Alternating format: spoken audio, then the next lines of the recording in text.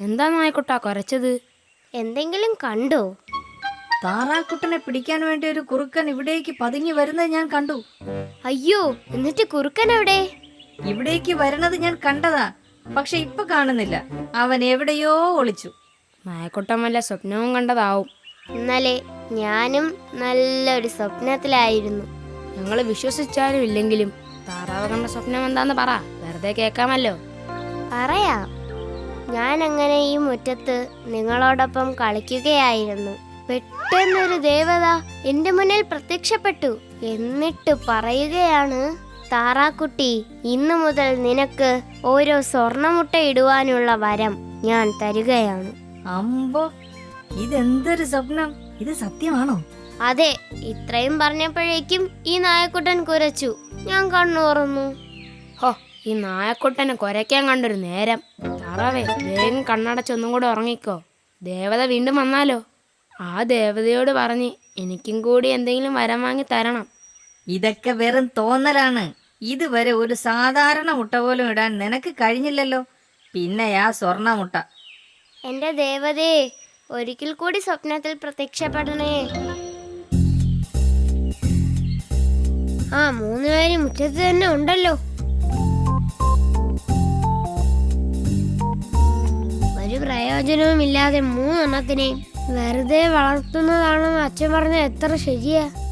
എല്ലാ വീട്ടിലും നായ്ക്കളുണ്ട്, നല്ല പുലിക്കുട്ടിയെ പോലെ മിടുക്കന്മാരായ നായ്ക്കുട്ടികൾ. പക്ഷെ ഇവിടെ ഒരെണ്ണമുണ്ട്, ചുമ്മാ തീറ്റയും ഉറക്കവും മാത്രം. ഓഹോ, അപ്പൊ എന്റെ കുരയൊന്നും നീ കേൾക്കുന്നില്ലേ? ഇവിടെ ഒരു പൂച്ചയുണ്ട്. ഇതുവരെ ഒരു എലിയെപ്പോലും പിടിച്ച് ഞാൻ കണ്ടിട്ടില്ല. എലികൾക്കൊക്കെ എലിപ്പനി ഉള്ളത് കാരണം പൂച്ചകളൊന്നും ഉപ്പ എലിയെ പിടിക്കാറില്ലെന്ന് നിനക്ക് അറിയില്ലേ? പിന്നെ മുട്ടയിടാൻ വാങ്ങിയ താറാവാണെങ്കിൽ ഇതുവരെ ഒരു മുട്ട പോലും ഇട്ടിട്ടില്ല. താറാവ് ദേവതയോട് സംസാരിച്ചു കൊണ്ടിരിക്കുകയാണെന്ന് ഈ കുട്ടിയോടൊന്ന് പറഞ്ഞ് മനസ്സിലാക്കേണ്ട നായക്കുട്ടാ. തീറ്റ കൊടുക്കാൻ മുതലാകാത്തതുകൊണ്ട് നായക്കുട്ടനെയും പൂച്ചയെയും അച്ഛൻ വിൽക്കാൻ തീരുമാനിച്ചിട്ടുണ്ട്. അയ്യോ, അവൻ പറഞ്ഞത് കേട്ടില്ലേ പൂച്ചക്കുട്ട? കേട്ടു. എന്നെ ഈ ലോകത്ത് എവിടെ കൊണ്ടുപോയി വിട്ടാലും ഞാൻ ഇവിടെ തന്നെ തിരിച്ചു വരും. എൻ്റെ കാര്യം നോക്കാൻ എനിക്കറിയാം. പക്ഷേ നിന്റെ കാര്യമാ കഷ്ടത്തിലാവുന്നത്.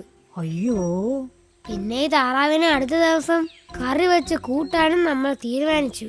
എന്തായാലും നമ്മുടെ 3 പേരുടെയും കാര്യത്തിൽ ഒരു തീരുമാനമായിട്ടുണ്ട്. ഇതൊന്നും അറിയാതെ താറാവ് ഇപ്പോഴും സ്വപ്നത്തിലാണെന്ന് തോന്നുന്നു. ഈ താറാവിന് എന്ത് പറ്റി? ഇതെന്താ ഇങ്ങനെ അനക്കമില്ലാതിരിക്കുന്നത്?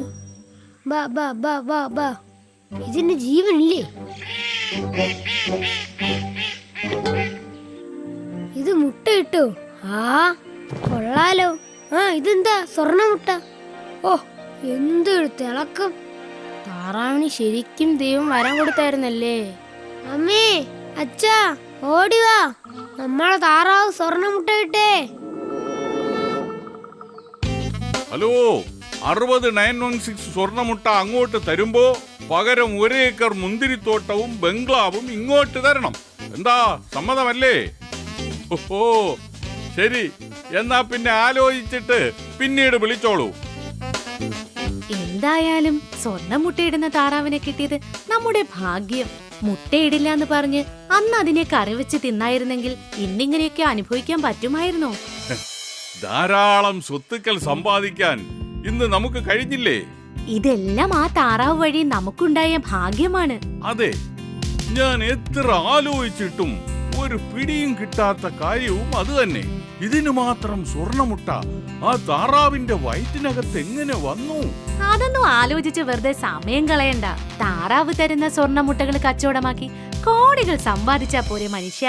അങ്ങനെ ഇന്നും ഞാനൊരു സ്വർണ്ണമുട്ട ഇട്ട് കൊടുത്തു. താറാവേ, കുറെ നാളായി നിന്നോടൊരു കാര്യം പറയണമെന്ന് ഞാൻ വിചാരിക്കുന്നു. എന്താണാവോ? നമ്മുടെ യജമാനൻ ഭയങ്കര അത്യാഗ്രഹിയാണെന്ന് എനിക്ക് പലപ്പോഴും തോന്നിയിട്ടുണ്ട്. എത്ര പണം കിട്ടിയാലും അയാൾക്ക് മതിയാവുന്നില്ല. അതുകൊണ്ട് താറാവ് വല്ലപ്പോഴും ഒരു സ്വർണ്ണമുട്ടായിട്ട് കൊടുക്കുന്നതാവും നല്ലത്. നമ്മുടെ യജമാനൻ ഉള്ളത് കൊണ്ടാണ് ഞാനും നീയൊക്കെ സുഖമായി കഴിയുന്നത്. ആ നല്ല മനുഷ്യനെ അത്യാഗ്രഹി എന്ന് വിളിച്ച നീ ഒരു നന്ദി കെട്ടവനാണ്. ആണോ? എന്നാൽ ഞാനൊരു സത്യം പറയട്ടെ. പറഞ്ഞോ. താറാവിനെ വല്ല കള്ളന്മാരും കൊണ്ടുപോകുമെന്ന് അവർക്ക് ഭയങ്കര പേടിയാണ്. അതുകൊണ്ട് താറാവിനെ കൊന്ന് താറാവിൻ്റെ വയലുള്ള മുഴുവൻ മുട്ടയും എടുക്കാനാണ് അവരുടെ പരിപാടി. അയ്യോ, നീ എന്തൊക്കെയാണ് പൂച്ചക്കുട്ടായി പറയുന്നത്? ഇതേക്കുറിച്ച് അവർ സംസാരിക്കുന്നത് ഞാൻ കേട്ടതാണ്. നീ ശരിക്കും കേട്ടതാണോ പൂച്ചക്കുട്ട? സത്യം, ഞാൻ എൻ്റെ ഈ കാതുകൾ കൊണ്ട് കേട്ടതാണ്. വെറും പാവപ്പെട്ടവരായിരുന്ന ഈ വീട്ടുകാർ പണക്കാരായത് ഞാൻ നൽകിയ മുട്ട വിറ്റാണ്. അതുകൊണ്ട് നിങ്ങളെ രണ്ടുപേരെയും കൊന്നാലും എന്നെ ഒരിക്കലും അവർ കൊല്ലില്ല. ഞാൻ ഇത് വിശ്വസിക്കില്ല. ആയിക്കോട്ടെ, അവിശ്വാസികൾ അനുഭവം കൊണ്ടേ പഠിക്കൂ. ആ, ആദ്യം കഴുത്ത് മുറിക്കണം, പിന്നെ വയറ് കീറി സ്വർണ്ണമുട്ട എല്ലാം ഇങ്ങ് എടുക്കാം. അയ്യോ അയ്യോ, എന്നെ കൊല്ലല്ലേ, എന്നെ ഒന്നും ചെയ്യല്ലേ.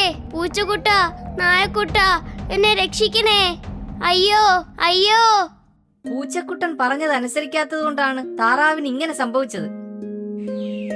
അത്യാഗ്രഹികളോടുള്ള സഹവാസം ആപത്താണ്. അതുകൊണ്ട് എത്രയും വേഗം നമുക്ക് ഇവിടെ നിന്ന് രക്ഷപ്പെടണം.